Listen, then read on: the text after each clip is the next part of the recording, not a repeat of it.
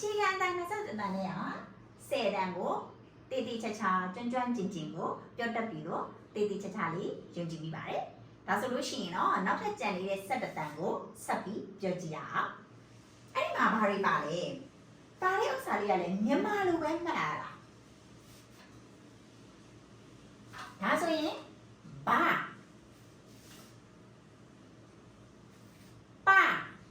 ဟုတ်ပြီနော်ဘာပါပြီပါပါပြီနောက်တစ်ခုကြတော့ဖအဲ့လိုဖလို့ပြောပြီးဆိုရင် तू က F အတန်လေးပါတယ်နောက်တစ်လုံးလေးတွဲမှတ်လိုက်လို့ရတယ်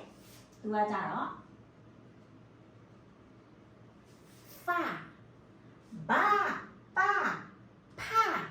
ဖမ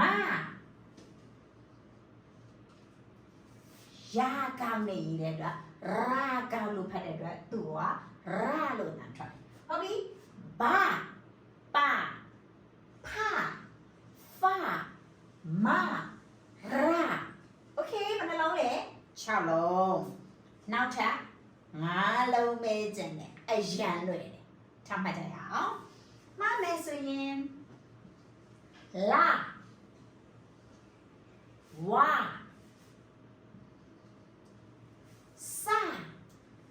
စာလို့ပြောလိုက်ပြီဆိုလို့ရှိရင်ထိုင်းစကားလုံးမှာစာလုံးအတန်ပဲရှိပါတယ်စာလိန်အတန်လုံးဝမရှိပါဘူး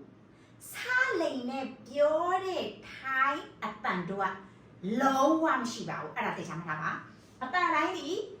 စာဆိုတဲ့အတန်နဲ့လာတဲ့အတန်တိုင်းဒီစာလုံးဆိုတဲ့အတန်ပဲရှိပါတယ်စာလိန်တန်ထိုင်းမှာလုံးဝမရှိပါဘူးဆိုတာကိုတစ်ခါလေးမှတ်ပြီးလိုက်ပါရှိတဲ့အတန်ကိုလည်းပြောသလိုမရှိတဲ့အတန်ကိုလည်းအခုပထမဦးဆုံးတစ်လုံးသိအောင်ပြောပြလိုက်ပြီလာဝါစာ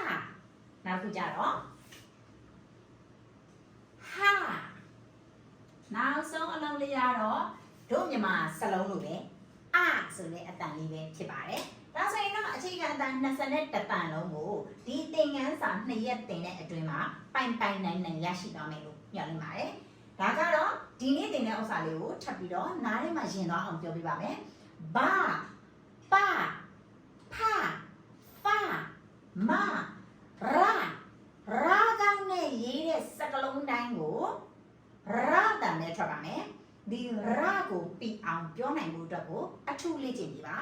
တတ်နိုင်မယ်ဆိုရင်စကားလုံးတိုင်းကိုပြီးအောင်ပြောနိုင်တယ်ဆိုလို့ရှိရင်တပန်းတာတယ်အဲ့ဒါကဘာလဲဆိုလို့ရှိရင်ထိုင်းမှာထိုင်းရဲ့သတင်းဌာနတွေမှာသတင်းကြေညာတဲ့သူသတင်းဖတ်တဲ့သူတွေကရာကောင်းအတန်ကိုပြီးအောင်မပြောနိုင်ရင်အဲ့ဒီဌာနတွေမှာအလုပ်လုပ်လို့မရပါဘူးအဲ့ဒီအတွက်ရာဆိုတဲ့အတန်ကိုလက်တန်းပြောနေရင်ရဆိုပြီးတော့ပြောဖြစ်ကြတဲ့သူတွေရှိတယ်အဲ့ဒါကဥပမာတစ်ခုအနေနဲ့ပြောမယ်ဆိုရင်အရိုင်ဘာလဲဆိုတဲ့အဓိပ္ပာယ်အရိုင်ကအရိုင်နာဒါမျိုးပြောတယ်ရာတန်ကိုလူတော်တော်များများကအလွယ်တကူပဲဘယ်လိုပြောလဲဆိုအလိုက်ဒီလိုပြောကြတယ်အဲ့ဒီလိုပြောခြင်းကတော့ကိုဖြတ်တန်ကြီးတက်ဆိုသလိုမျိုးပဲကိုယ့်ရဲ့အတန်ကိုဖြတ်နေတယ်ဆိုတာလေးကိုအထူးသတိကပ်ပြီးတော့မှတ်သားထားစီချင်ပါတယ်တတ်နိုင်မယ်ဆိုရင်တော့သူ့ရဲ့အတန်တော့အမှန်ကိုရအောင်ပြောဖို့အတွက်လေ့ကျင့်စီချင်ပါတယ်ထိုင်းဘာသာစကားကိုတပားသူထပ်ပို့ပြီးတော့တာလွန်စွာပီတာစွာပြောတတ်မယ်ဆိုရင်တော့ကို့အခွင့်အလမ်းကိုကိုယ်တိုင်ဖွင့်ပေးလိုက်တာနဲ့အတူတူပါပဲထိုင်းစကားတတ်မယ်ဆိုလို့ရှိရင်လောက်ကင်ခွင့်လန်းသူများထပ်ပို့မယ်ထိုင်းစကားပို့ပြီးရင်သူများထပ်ပို့ပြီးတော့နေရာရတယ်ဆိုတာမျက်နှာရဖို့မျက်နှာလိုမျက်နှာရအလုံးမျိုးဆိုလိုတာမဟုတ်ပါဘူးပြောချင်တာတော့တပားသူထပ်ပို့ပြီးတာလွန်နဲ့ကောင်းမွန်တဲ့အခွင့်အလမ်းကောင်းတွေရရှိစေဖို့ကတော့ထိုင်းစကားနားလည်ရုံနဲ့မဟုတ်ဘူးပီတပြောတတ်မယ်ပြောနိုင်မယ်တေးသေးချာချာလေးသူတို့နဲ့အပြန်အလှန်ကူလူဆက်ဆံဖို့အတွက်ကိုကအကောင်းဆုံးဘာသာစကားကိုပြောနိုင်နေဆိုရင်တော့ကောင်းခြင်းတွေအားလုံးကကိုယ့်စီကိုပဲထားမှာမလွယ်မသိပါပဲဒါကြောင့်မို့လို့စပြီးပြောလိုက်ရအောင်လာဝါစာလိန်တန်လုံးဝမပြောပါဒီနေ့ကစပြီးတော့ထိုင်းစကားပြောကြရစာလိန်ဆိုတဲ့စာကြီးကိုဖယ်လိုက်ပါလာဝါစာဟာအဆိုတဲ့အတန်တွေပဲဖြစ်ပါတယ်ဒီအခြေခံအတန်21တန်ကတော့ထိုင်းစကားပြောမဲ့သူတွေအတွက်လုံးဝကိုအတန်ပီတ ပြောတက်ရမယ်အတန်လေးပဲဖြစ်တယ်နောက်တစ်ကြောလေးကြောလိုက်ရအောင်21တန်လုံးကခငါချကြရဒါတာထနဘာပါဖ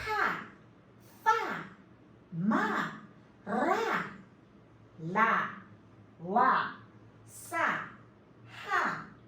အာဆိုတဲ့21တန်လေးဖြစ်ပါတယ်တကယ်တော့ဒီအတန်21တန်ကို2ရက်ခွဲပြီးတော့တီချာချာလေးတင်တဲ့သားတွေတင်တဲ့သူတွေလေ့ကျင့်ပြီးသားဖြစ်တဲ့အတွက်အခုလိုအများကြီးဖြစ်သွားတာမှာအရန်ကိုလက်ကူနေတယ်ဆိုတာ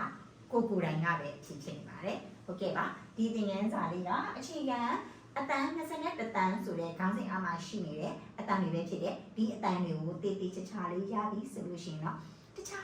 သောတရအတန်တွေနဲ့ပေါင်းစပ်လိုက်နေဆိုလို့ရှိရင်တော့အကောင်းဆုံးသောအတန်တွေနဲ့အမှန်ကန်ဆုံးသောအတန်တွေနဲ့ဟန်စကားကိုပြပြရှင်းရှင်းပြောနိုင်မှာပဲဖြစ်ပါတယ်ကျေးဇူး